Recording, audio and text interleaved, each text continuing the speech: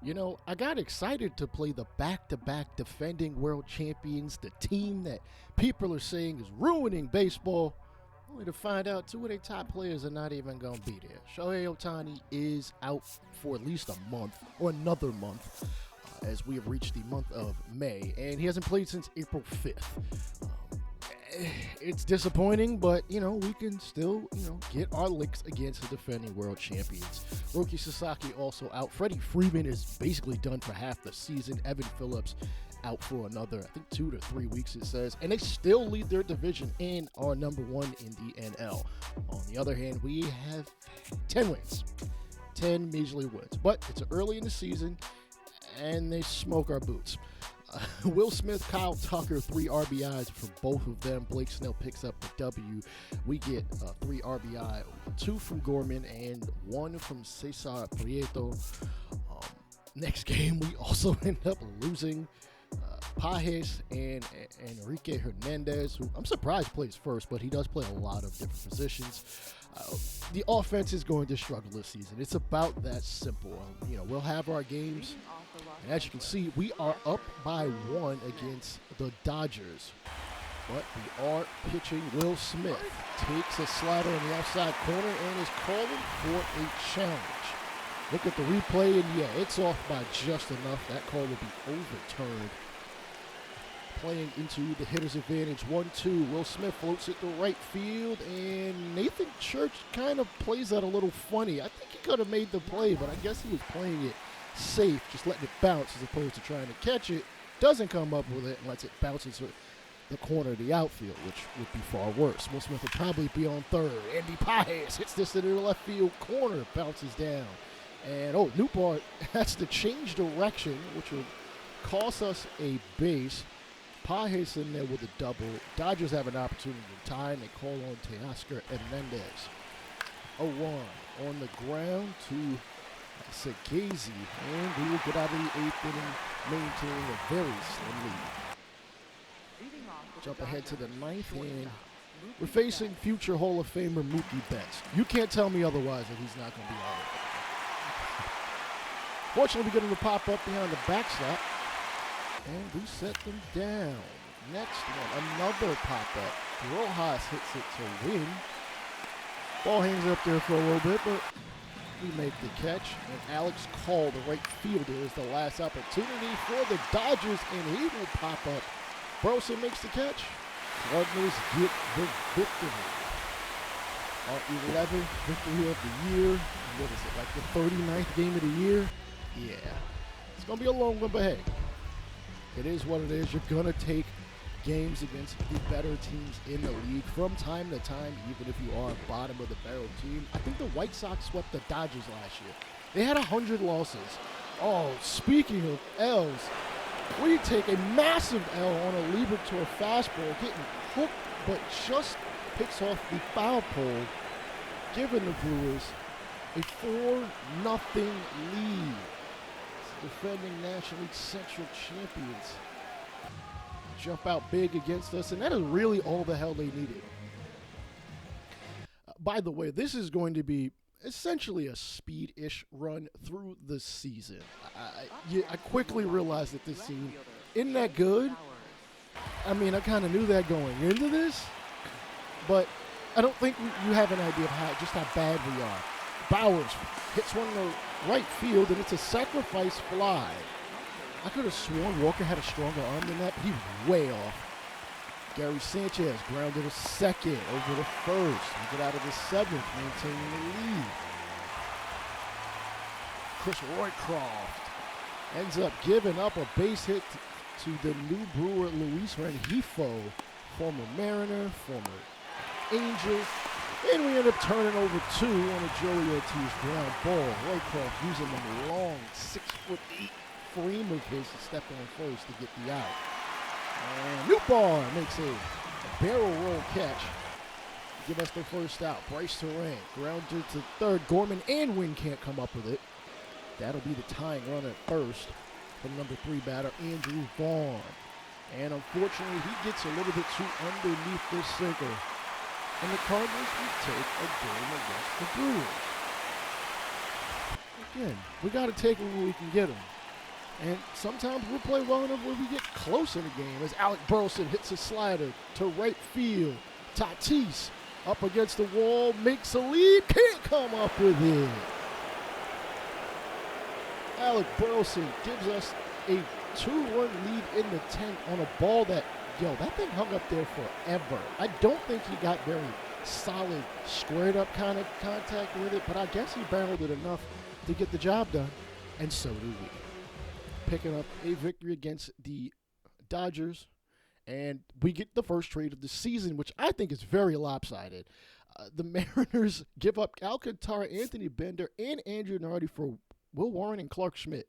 The Mariners already had good pitching. I really feel like the Mariners could have got more in a Sandy Alcantara move, but it is what it is. I would have thought maybe the Padres would have made a move for him. I could have sworn there was a rumor in the offseason about that being the case, as Ivan Herrera bounces one in the right field. Tatis recovers it. We will score the third run. Runner from first will go to third.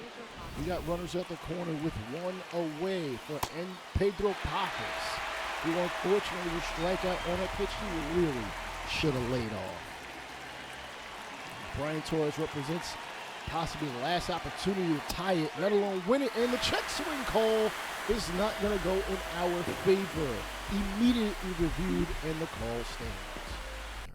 So I noticed something in the process of scouting. Stephanie Turnwall, for the longest time, had actually been scouting Charles Yabu, and I feel like we've been scouting him for like 6 weeks. Come to find out, and I really should have remembered this, Miss Turnwall just isn't good. She's absolutely terrible at scouting at all, at least in terms of evaluating the players at either a pitcher or as a position player. And honestly, I should have just known better than to even put her to do anything else other than discover. Now, that's not sexist at all. This is just the ratings that it says there. So she will just be discovering from here on out. Next, we take on I-70 rival, the Kansas City Royals. And Burleson will smack one into center field. Runner from second comes around to score, and we tie it up at 2 apiece, in the 8th. Gorman bounces to second. India goes to Witt. Witt back to first, and in turn 2. Bobby Witt, one of the stronger arms at shortstop, even though it looked like Gorman was going to make it with at least a decent amount of room. Not the case. Carter Jensen stares at a sweeper outside corner and does not like the call. And you know what? He is right. Call will be overturned, so we'll go from 1-2 to 2-1. Now 2-2. Jensen pops this one up in the foul territory and will make the play. We are not out of the woodwork yet. Dairon Blanco hits this to left field, and should this ball be caught, we will be seeing some more extra innings baseball. Bobby Witt, top of the 10th, just took a cutter and then takes another one, sends it out the left field into the gap. Scott is there. Runner will not tag, despite them being at least a decently, if not great, speed player. I wouldn't have blamed him for tagging, but Scott does have a solid enough arm. Maybe don't risk it. Ain't no biscuit, as Pasquantino will strike out on a high cutter. A very hittable pitch. I've seen him hit those pitches before. Jordan Walker can win this ball game for us. Bouncer to India, but it's a little slow. India throws it, and it airmails first, but Salvador Perez is right there to recover the baseball. I don't think the pitcher was coming home. We might have been able to score. Church bounces one down the right field line, over the foul line. No ground rule double, because it don't matter. He scores. Anyway, Cardinals pick up the V. Turns out, having Ms. Turnwall just be a discoverer of talent is playing out in our favor. Freddie Yates got 100% to Harvey Franks, finally. Charles Yabu also to 100%. Yabu looks like he might be like above average at best, which is fine. I mean, we need above average talent too. Harvey Franks might be pretty damn good as an 18-year-old closer.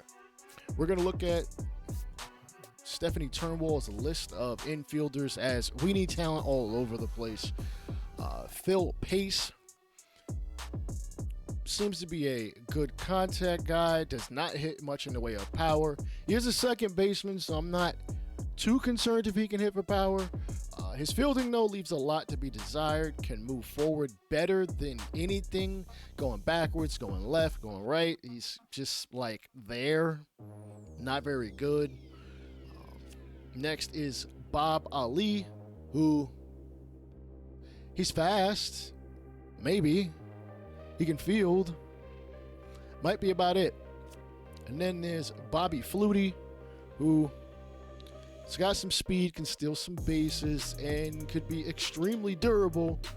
But that might not matter if you're sitting in the minors forever. So, tough crop there.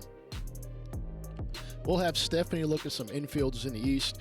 Meanwhile, we'll be looking at two outfielders, J.P. Womack and Darren Corson. Some more interdivisional action as you see Pete Alonso leading the American League in homers. Segazy with a ground ball up the middle. Runner will score from second and be tied up at 3 apiece here in the 8th inning. Torres slaps his sinker to left field, and we will get 2 on with 2 out in the 8th. Can we bring him around to score? What Scott got in store. Bouncer up the middle to Hobie Milner, and he will easily throw Scott out at first. Jump ahead to the top of the 9th. 3-3, 2 on. Suzuki pops this one up in the shallow left, but Wynn is going to make the catch, and both Blazers on the base pass will stay put. Tyler Austin, bouncer to first. Step on the bag. We won't have to worry about either man scoring as we get an opportunity in the bottom half. Runner at second. 3-2. Lars Nootbaar takes a circle change way off the plate. 2 runners on. I wouldn't be surprised if he dropped the bunt, but, I mean, Herrera is decently fast. And he'll bounce a circle change. Swanson to second. Back to first, and unfortunately will not be able to win the ball game. More extras against teams we are just going to end up facing us several more times this season. Here's Swanson, runner at third, floats it to straightaway center. Scott doesn't have to move other than to get a gather. Fires the baseball, and it bounces off the mound. No one there to even bother cutting it off. Runner scores from third easily. It's 4-3. Still nobody out. Nolan Gorman, and he will unfortunately whiff at some heat from Daniel Placencia. And Mason Wynn will suffer the same fate, same spot, same speed. And he is fired up. You know what? We can't bean pitchers anymore because they don't hit, and neither do we. Segazy striking out on the high slider. I wouldn't have been mad if he laid off of it, but it probably still would have been a strike anyway, man. The ABS system is brutal. And at the end of 2 months, we are 12 games out of the division. Taking a look at okay, we're at the bottom of the wild card. Okay. Are we the worst team no, we're the second worst team in baseball. Which isn't saying much. Players of the month, Cam Schlittler off to a very hot start this season. Same with Mike Trout and Munetaka Murakami. As we look at Schlittler's numbers, 8-2 with a 2.95 ERA. Because the injury system is so jacked up, Garrett Cole and a lot of other guys, I didn't bother injuring them. So the Yankees have a lot of pitchers. They have Rodon, they have Cole, they have the usual suspects, and they're just blazing through the AL East. The National League side, Kate Horton, 5-0 in the month of May, 7-3 overall with a 2.96 ERA. Jackson Chourio killing the baseball, almost 500 against lefties, 318 versus righties, batting over 340 home and away. Harry Ford replacing Keibert Ruiz, who is out with an injury, and I mean, he's hitting righties, so that's probably why he really got the player of the month, and is playing well at home. Just great to see that he is playing well as a rookie. I decided to update the Untouchables, at least for our team, because I tried to do them for other teams, and it just didn't stick. If I leave the CPU to its own devices, they will change who is a untouchable. So, unfortunately, my latest Franchise Ain't Dead podcast episode really just kind of applies to if you're playing with said team. I went through all the teams that have guys with no trade clauses, and it is what it is. Tink Hence, I'm expecting to see him at some point in the next 2 years, but I am looking for at least a starter. Yes, I'm going after Luis Hill. Yes, I know I'm a Yankee fan. He's starting some games, 7 out of 11 games he started. He's also pitching out of the pen. He's not playing too bad, and he's not that expensive. I'm also looking at Connor Phillips from the division rival Reds. I doubt that trade would go through. I'd have to probably offer him a little more. And they also have an outfield that I find very intriguing. We could use some outfield depth in the minors, and this guy also plays second base as well as all of the infield. He's a lefty batter. We have a lot of lefties, and we've got another trade. The Rays are getting Kevin Alcantara in exchange for Garrett Clevenger, the reliever for the Cubs. All right, we jump ahead to face the Reds. Maybe we make a deal with them. The deal is extras. A home run by Nolan Gorman off a splitter that just hung up there forever and a day. His 11th long ball of the season. If there's any positive, it's him, at least offensively. Defensively, he leaves a lot to be desired. Honestly, he's probably more of a DH guy, but we don't really have anybody really replace him at third, as Mason Wynn lines it right at Key Brian Hayes, a familiar face on this channel. In the New York Yankees dynasty, played for us for, I want to say, like 4 or 5 years. I think I let him go in like 2030. Nonetheless, Thomas Segazy with a double. No, he is hustling the third. De La Cruz with a strike to Stevenson at home. We are 90 feet away from a victory, but we don't have any real room for a sac fly. Walker bounces it to first, and we will see some more free baseball. I don't think Rob Manfred is going to be happy about this, as Torres grounder into left field, and we're going to stay put at third. So we'll have runners at the corners for the number 8 batter. That's Josh Baez, and he bounces up the middle. Ferguson can't come up with it. McClain does, fires over the first, no. Runner advances up base. I could have sworn the runner at third was scoring. Nonetheless, ground ball. De La Cruz to second, to first, no. Can't get Scott out. He is fast, and listen, I'm sure it'd be the same way the other way around if Scott were playing shortstop, because De La Cruz is fast.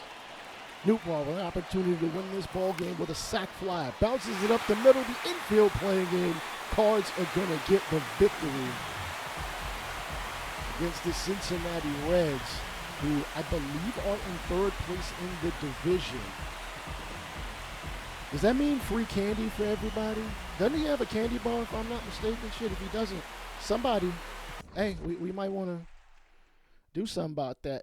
Speaking of doing something about it, Aroldis Chapman, I think, becomes a Cub for the 3rd time in his career. I forget. He's being traded for a young catcher, Moises Ballesteros. A little weird of a deal. I mean, I didn't think Chicago wanted it back. Whatever, guess they do. Guess they need a closer. Liberatore working on a no-hitter, and that's broken up pretty quickly to start the 7th.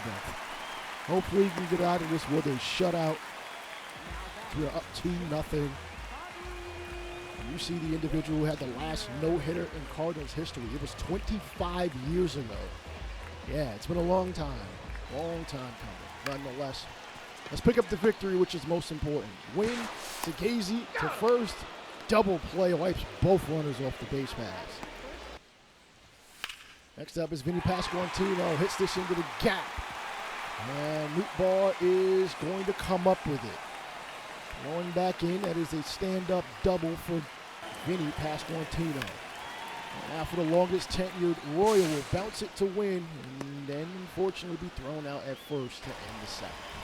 Jump ahead to the 8th, Jojo Romero replaces Liberatore. Fly ball to Michael Garcia, who is now playing a second and third. He's playing kind of both second and third. India plays some as well. Nonetheless, doesn't matter as we maintain the 3-1 lead into the end of the game. And another trade, Cade Anderson being moved to Texas in exchange for Brandon Nimmo, who in reality has a no-trade clause and was literally just traded in the offseason. He probably shouldn't have been moved, though it is June. I think you're not supposed to get traded maybe 90 days into the season or something like that in the first year of contract. There is a patch that has come out. I do have a YouTube short about that. Nemo, a just good all-around kind of player. I'd consider him maybe like 3-tool. And you got him for, another 4.5 years. And this is the Mariners team. It's actually pretty good. I mean, not a surprise. Nemo Rodriguez, you got Josh Naylor, who just re-upped, Cole Young, J.P. Crawford. Probably the weakest part of their team is the middle infield. Donovan, former Cardinal. Dominic Canzone is playing DH, and of course the big bopper behind the backstop. And we'll take a look at some draftees. I know I don't show a lot of this. It's because, I got to be honest, there's not much to show. It's not much to show. Not like I don't do any of the, I guess, cheesy ways of finding guys in the draft. Yes, I discover players, but I don't want to have a meta way to handle it. So I scout who I scout, I draft who I draft, I play with who I play with. No, I don't think that's a big deal to me.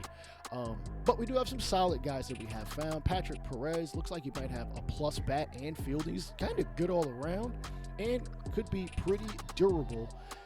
Arm leaves a little bit to be desired, but it's not as bad as Lee Bunning in the Yankee universe. Damian Murka, a relief pitcher, pretty good. Like his four-seam splitter, curveball, slider. It's all right.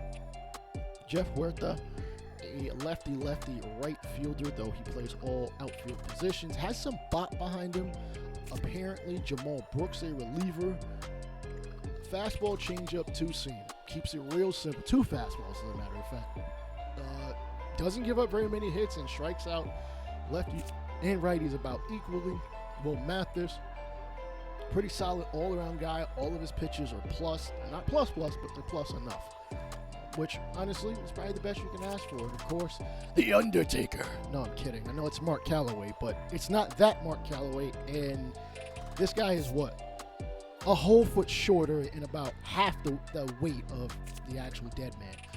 Relief pitcher Eduardo Mendoza also looks pretty good. Throws two good fastballs, a slider, and honestly, he could probably get rid of the changeup if it's that low in quality. Like, seriously. Why bother throwing that thing? I mean, hey, some guys throw junk, and it is what it is. Sometimes it works out in your favor. Bo Diggs, pretty decent offensively, leaves a lot to be desired power-wise, solid durability. His arm is weak sauce. Call it like it is. I'm always going to give it to y'all like that. Trent Crowley, pretty good all around. Could be a phenomenal fielder and a speed guy. Offense, it's not too shabby, and he can sack bunt. It's something I don't see too often in the draft. I wish more guys could. At least bunt decently, at least ratings-wise. I know I can do it myself, but I would prefer the guys just have the ability to do it. So because sometimes I just want to bunt some guys over, not ground into a double play. Speaking of which, grounder, Carroll will ground it short to first, scoring the runner from third. Wynn didn't even really pose a look at catcher to try to prevent that runner from scoring. Now we're down one with James McCann, who's already hit a long ball, grounder. And we will get out of the inning. We jump ahead to the bottom of the ninth. Victor Scott floats a sweeper to right field. And Kelvin Carroll have to back up, but not a tough play for him. For out number 2, Walker, unfortunately, whiffs at high heat on the cutter as the D-backs take the victory, 6-5. Jump ahead against the Mariners in what is a pretty high offensive output for both squads. 9-9 wins, slaps it to center, but it is going to be caught. To try to take the lead and get a double digits on the scoreboard.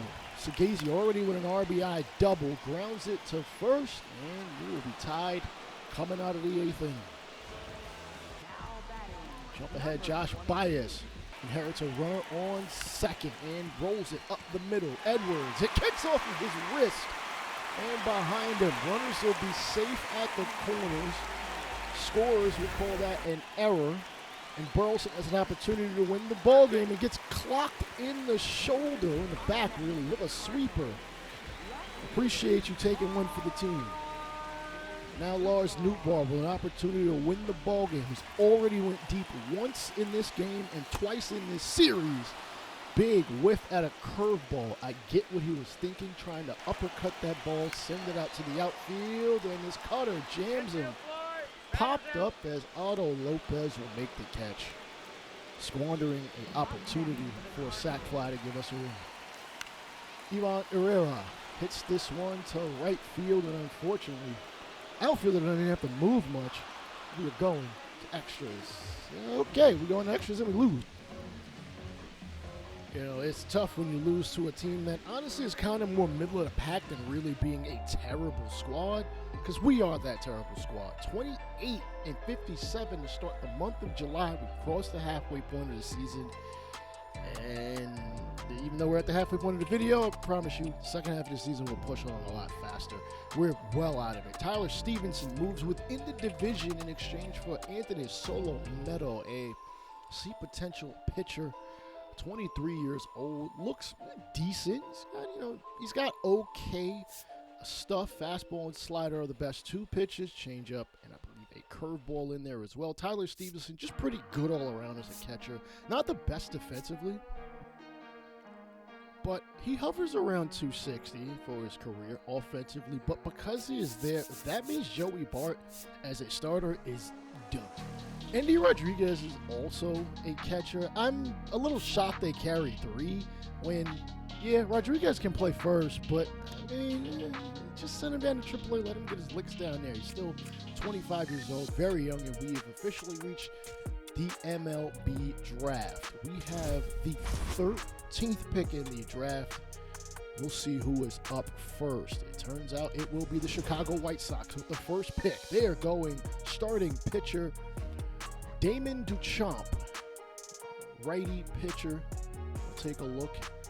11th ranked from us, 9th league-wise, has a plus sinker and two-seamer, tunnels them very well, throws a changeup and a slider, tunnels those as well. I see why he was a top-ranked pitcher in the draft, and he's going to a team that really could use the arms. If he has the upside I think he does, we're going to have to deal with him, well, at some point.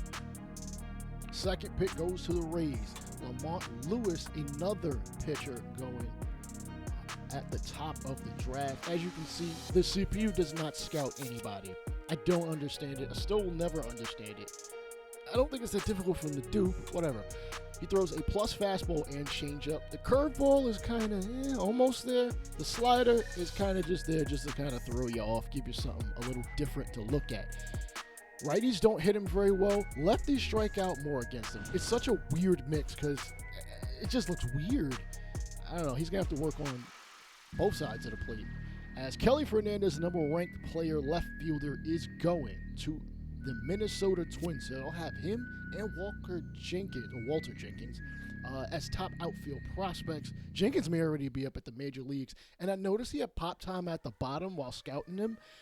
Usually, if you see pop time on any player that isn't a catcher, they have a catcher secondary. And I know he does for a fact. His arm didn't really seem to be built for really either outfield or catcher, but whatever. I guess in a pinch or a backup situation, that's where you put him. J.P. Womack was a guy I was looking at, and yeah, you quickly see why I wanted him at the number 13 pick. He is very good all the way around. Sure, he's not generational, but I don't really hang my hat on that. If I find a generational dude, cool. Hitoki Matsumoto was honestly the number one guy I wanted, but he got picked. He is, I believe, in Kansas City, so we'll see him at some point. But we go first baseman Elliot Nichols. He also has a secondary of left field. We do need outfielders in this organization, and his arm is not bad. If he's anywhere near as good of a fielder as he seems to be, I'll put him out there. I have no issue doing so. He also has plus power with the potential of being a phenomenal power hitter. He's a first baseman, so it's usually a part of the profile. The fielding usually isn't, but again, because he plays another position, that's fine. I'll gladly take good defense or great defense at first. Jose Lantigua was probably more likely the first-round pick guy I wanted, but he goes to Cleveland, possibly replacing Jose Ramirez in the future. Derek Luther is the competitive balance 8 pick. I go with he was our third rank. I wish they let us rank the players and not just. Granted, if they did that, then you could cheese the system, and I don't believe in cheesing. Even though it's a single player game. Or at least this mode is. Until they do online franchise. Anyway, Christopher St. Louis was the guy I was looking at. It just would have been funny to take him just because of the last name. But Darren Corson is who we will take the pick after 92 ranks from us. Yes, I get he's a C potential. That's fine. I've had good success with C potentials. I've had some success with D potential, so I don't really get too caught up in the potential all that much. Harvey Frank's probably the top ranked guy, at least by potential, of any player I scouted, and yes, he's a closer. Will he be the closer when he gets called up? Maybe, but you can at least use him in a reliever role. As time is quickly running out here in the fourth round, I forget after the third round it's 1 minute. So they picked Ray Gorman, a reliever who I'm not against taking. I just wouldn't have taken him probably this early. Luca Schaefer is next, another starter. Again, we've got to round out the entire farm system. I know we are ranked 5th, but it doesn't feel like it. It really does not feel like it. Luca Schaefer, pretty good all around. Fastball, cutter, slider, and changeup, all plus to plus pitches. And then Juan Peralta is going to be our last pick in the draft. He's got the per nines. I'll give him that. Solid per nines. Needs to work on the control. Not the most clutch, but we will see some of these players next year. And I hate the fact that an injury affects a player's long-term potential. Like, their potential is their potential. Their injury is their injury. Unless the injury is truly affecting their actual play, it shouldn't be affecting long-term. Especially when the injury system has no long-term effects. In the home run derby, Bryce Harper is up. He has 11 to start the final round. And Francisco Lindor sends one out the straightaway center. If he gets it over, he gets another shot. It misses. And that means Bryce Harper has won the home run derby for the second time in his career. And the second time he's done it at a team he's played at home ballpark. Very weird, but hey, Harper's a two-time Derby champion, two-time MVP. Been to the World Series twice. Still has not gotten that ring, but I think he's the front runner for the NL MVP in this season. Thomas Segazy was given the pity All-Star nod. I could probably think of about 3 to 5 players on our team right now that play better than him that were more deserving of an All-Star nod. Gorman, I know Wynn's playing better than him. You could have chose Swanson, who honestly has been the best player on our team the entire year, but he's the closer. So, look, he's got a freaking 2.5 negative WAR. I don't even hang my hat on WAR like that, meaning the player's better than the other. Because I think WAR is, until somebody can explain to me how on the field literally is being played, shows how WAR is being calculated, I don't want to hear it. Anyways, Liam Doyle, one of our top pitcher prospects, makes the futures game. And at the halfway point of the season, we are 29-68, 25 games out of the division. We have no shot. Wild card, probably not much better. Dodgers are up by 7 over the D-backs. Padres 12.5. Giants are having a season, and the Rockies are the same Rockies that have been for most of their 30-some-odd year existence. Well, at least since like the mid-2000s. The wild card, the Pirates are still in it. The Padres are still in it. The Reds are kind of still in it. The Yankees lead the East. The Orioles are right behind them by 5.5 games. The Royals in the Central are up by a game against the Tigers. Guardians are a far cry back at 9.5 games. Mariners up on the Astros by half a game. Angels are creeping up on 500. Can they finish 500? Can they make a rally to make the playoffs? Probably not. Artie Moreno is the owner. Astros lead the wild card. First wild card, Orioles, then Tigers, Blue Jays, Angels, Sox, Guardians.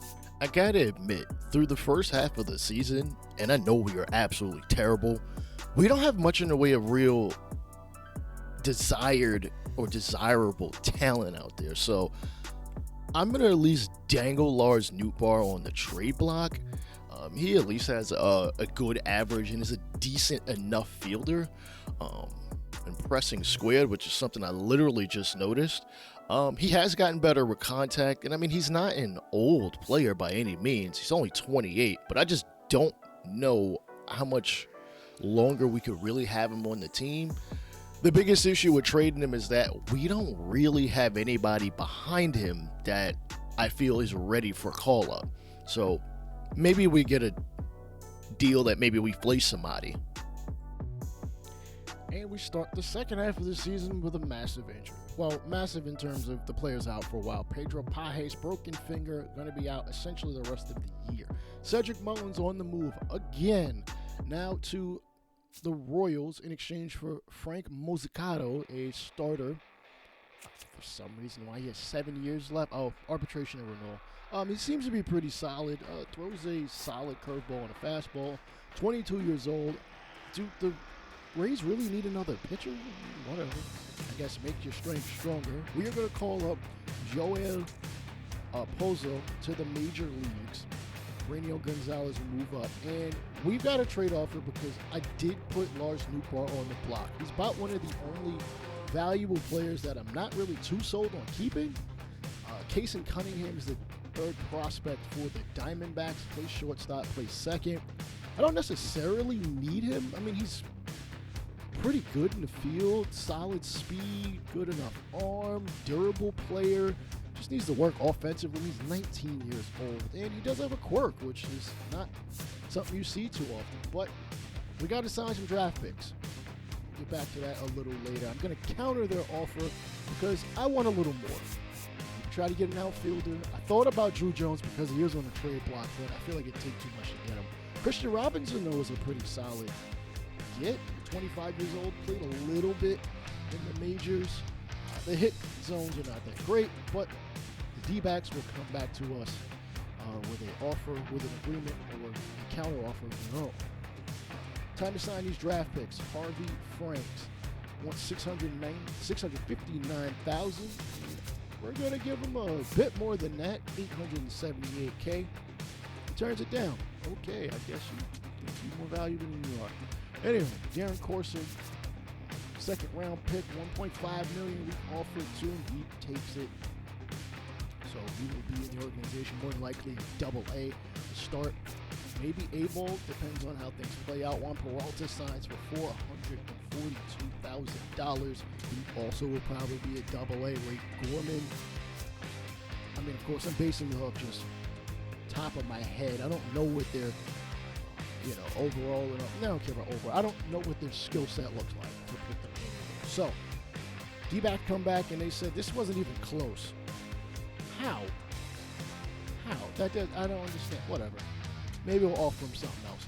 Harvey Franks' second shot at signing him. We offer him a little more at $903,000, and he will finally sign. He is at worst, could be a B potential. Of course, potential is not a guarantee. They can fall outside that number as well. Elliot Nichols was $4.3 million and be given $5 million, as he could be at worst a low C. Human Lin is now the offer for Lars Nootbaar. I'm not against this idea. I just want a little more. I don't mind a lefty arm. He's also 22 years old. He throws okay stuff. Is pretty average hit per nine against righty-lefty. Strikeouts is a bit better righty-lefty. Doesn't have the best control. Isn't the best clutch. So he's a starter and really nothing else. Don't really think I'd throw him in as a reliever. And here's some of the other offers. Jack Hurley was an idea, but if I can get a better outfielder, I will. He's not terrible. I believe he's about 22, 23 years old. Has decent speed. It's just kind of decent all around. Oh, he's 24. Doesn't really scream, ooh, got to get this guy for Lars Nootbaar. So take a look in. They're offering me Tommy Troy.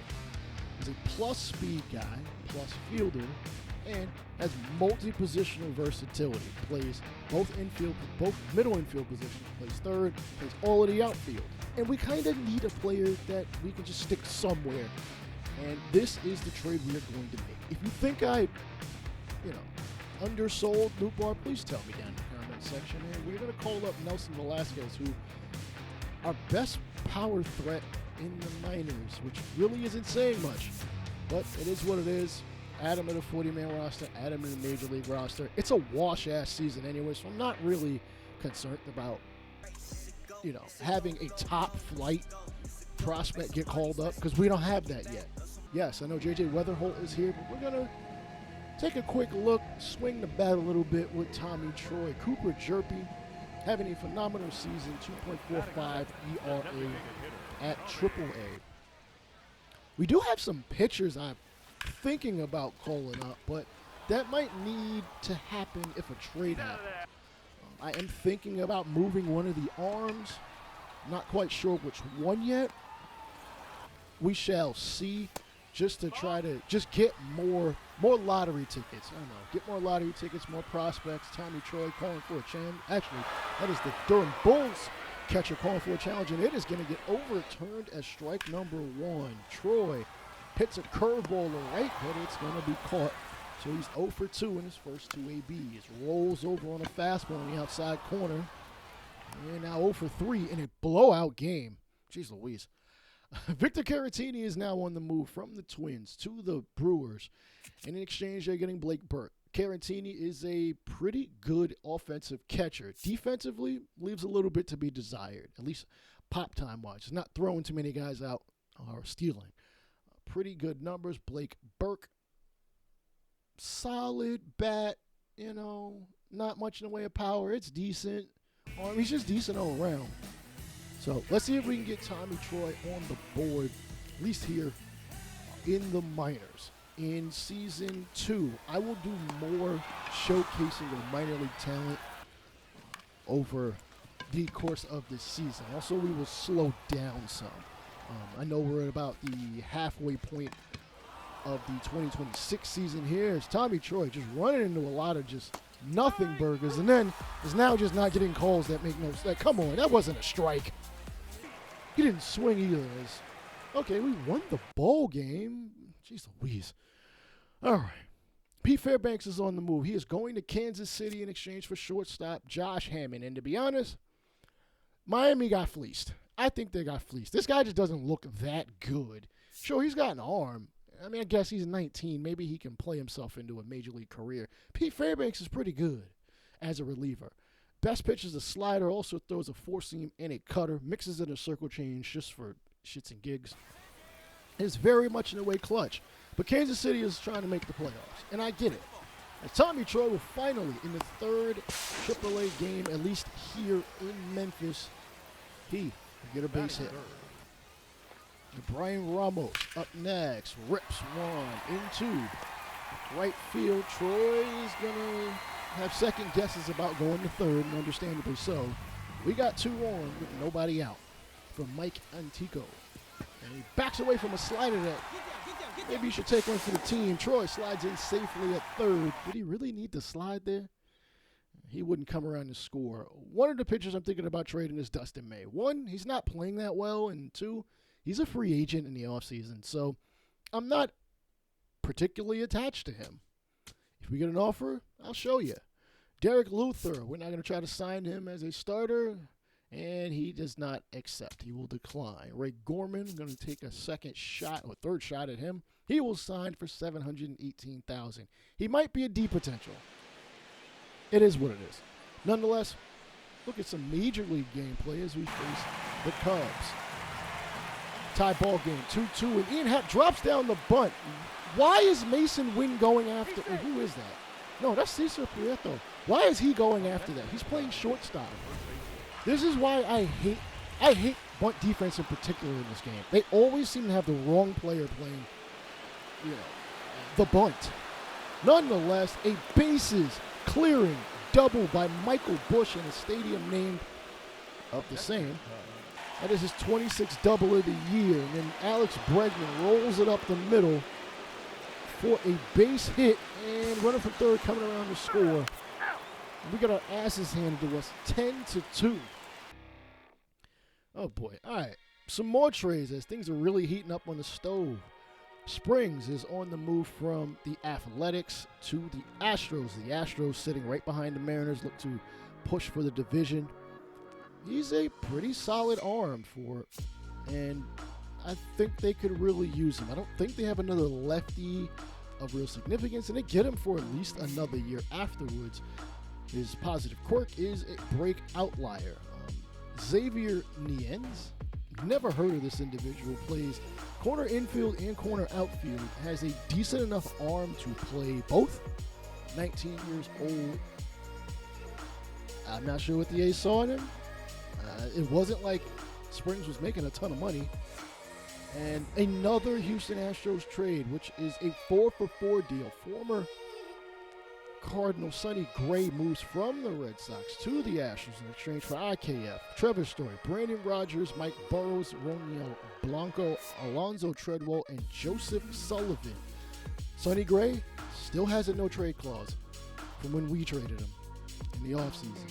We still have 2 players to sign with 2 days left. We'll start with Lucas Schiffer. Wants $356,000. We pretty much double that money. Double or nothing gets him. Next, and finally, we're going to look at Derek Luther. Hopefully, he takes what we offer him. He wants $2 million. We've got 3.7 to play with, and he takes $2.5 million to become a Cardinal. So now we've got that out of the way. More trades. Austin Hayes moving to the Orioles in exchange for top outfielder prospect Enrique Bradfield Jr. I'm guessing Hayes is here because he's got a very good arm and hits lefties. And that's pretty important for a team looking to make the playoffs. You're going to face a decent amount of left-handed relievers and the occasional lefty starter. Bradfield is honestly older than I thought he was. I thought he was closer to 20. He is 24. I mean, the White Sox could use some more, like we need, lottery tickets, guys that might pan out, and it's going to be pretty cheap for a while. Mariners looking for a shortstop. Mets could be looking for a right fielder. We had somebody you could have wanted, and then the Giants are also looking for an outfielder. Again, both of y'all could have called us before I dangled Newbar out there. Nonetheless, Orioles making another move, trading Kobe Mayo for Jeff McNeil, Mark Leiter Jr., and Austin Wynns. I thought Kobe Mayo was a third baseman. Nonetheless, Giants making more moves. Jagger Haynes, Miguel Melendez in exchange for Adrian Hauser. Luis Arias goes back to San Diego. Michael Fulmer, JT Brubaker. Giants make another move. This is ridiculous. I have to trade Slider at 3. I think I'm going to have to tone that down to maybe 1 because this doesn't make sense. Robbie Ray, Sam Hinges, Jason Foley, Eric Haas. I couldn't even get through the damn trade. Nathaniel Lowe on the move. Brock Burke and Pierce Johnson. I could have sworn Brock Burke just got traded. No, that's a different Burke. That was Blake Burke. Jackson Wolf and Lamar King Jr. is a guy I was looking for. I was looking at him in the middle of trading Newbar. And I just wanted to make sure I went through all the trades. It looks like I did. Nothing slipped by. Oh, no, actually, the Mariners trade Willie Castro for Johnny Formello to the Rockies. Interesting. Some positivity in the season for anybody in the organization. Ty Pete hitting well. Colton Ledbetter also hitting well. Granted, not over very many ABs, but he drove in 13 runs in the 38 ABs. Gerangelo Sinja, 2.84 ERA, punching out 22 batters in 19 innings. He will be at AAA next season with a chance to become a Cardinals starter in spring training. I'm telling you that right now. Hunter Dobbs also will be in the running, though, there will be free agency. And we want to avoid some players even hitting arbitration, but I'm not signing anybody to a long-term deal. That's I believe, a 2-year, near $20 million contract for Mason Wynn. Nolan Gorman has been our best power threat all year, up to 24 homers. Still has 2 more years of arbitration. I want to buy those out so I don't have to deal with it. And surprisingly, he's asking for less money than Wynn. Wynn asked for almost, $8 million? I gave him near 10. Gorman asking for 8. I gave him 6.6 and he took it. Whatever. Cool. Maybe I'll spend it on some relief pitching. Nonetheless, here are our draft picks. Elliot Nichols was the first-round pick for us, and he's got good power and, as stated earlier, has good fielding. His arm, not quite good enough to play in the outfield, so he has a secondary, and unless it gets up to 60, I ain't playing him out there. Derek Luther, a lefty starter that pitches well against righties. Lefties, he will struggle. With durability, a +4 seam, and throws 3 other pitchers. Darren Corson, a contact hitter, and while he's a C potential, I wouldn't mind playing him, though he's never playing the field with that 37 defense and that 37 arm. No way, Jose.